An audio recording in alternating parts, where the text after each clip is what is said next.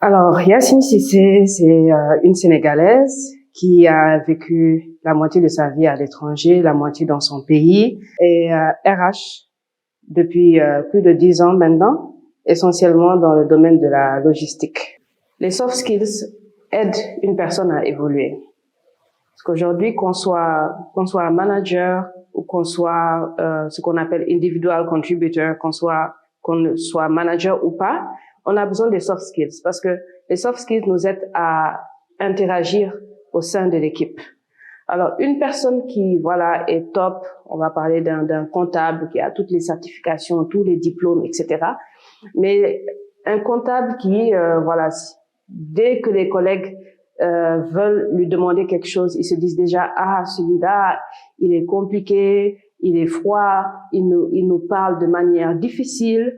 À chaque fois qu'on doit lui demander quelque chose, c'est comme si on doit le supplier ou vraiment, il est très colérique.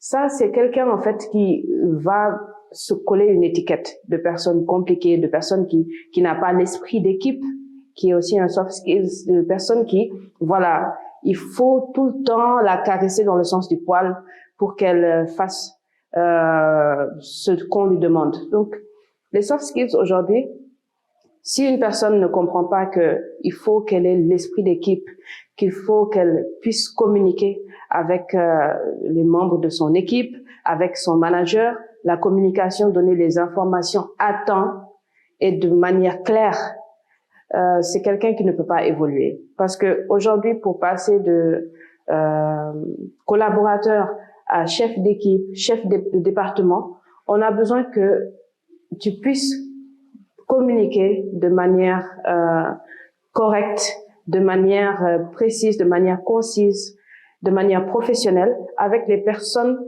que tu vas manager, avec les clients, avec également ton propre manager. Et si déjà, en tant qu'individu en entreprise, pas encore manager, on sent que tu peines juste à communiquer, on va pas vraiment penser à toi pour une promotion. On va pas vraiment penser à toi. Si également tu es quelqu'un qui ne fait pas preuve d'empathie, parce qu'il faut savoir reconnaître les émotions chez tes collègues. C'est ce qui te permet en tant que manager d'avoir la motivation de ton équipe, de savoir qu'aujourd'hui telle personne elle n'est pas dans son bain, elle a la mine renfrognée, elle n'est pas comme d'habitude, de savoir que voilà, cette personne aujourd'hui, il se passe quelque chose peut-être dans sa vie privée et de pouvoir déceler cela et de se rapprocher d'elle pour au moins pas vouloir savoir ce qui se passe dans sa vie, mais juste pour lui dire que si elle a besoin de parler, tu es là. Et donc de pouvoir s'adapter, parce que l'adaptabilité aussi, ça fait partie d'un soft skills. Donc si aujourd'hui, en tant qu'individu, tu ne fais pas preuve d'empathie, de savoir reconnaître les émotions de ton manager pour justement te dire qu'aujourd'hui, peut-être qu'il faut que pour lui demander telle approbation, il faut que j'attende plutôt le lendemain parce qu'aujourd'hui, il ne sent pas être dans son assiette ou il est stressé par un projet qui lui prend déjà beaucoup de temps. Si déjà tu n'as pas cette empathie, cette intelligence émotionnelle, c'est un problème. Si également avec tes collaborateurs, tu n'as pas cette empathie-là, lorsque tu seras le manager de ces collaborateurs, il y aura un problème de motivation, d'engagement et le turnover de l'entreprise pourra être affecté. Donc c'est aujourd'hui dans la carrière d'un employé, c'est très bien de se former, de chercher des diplômes, des certifications.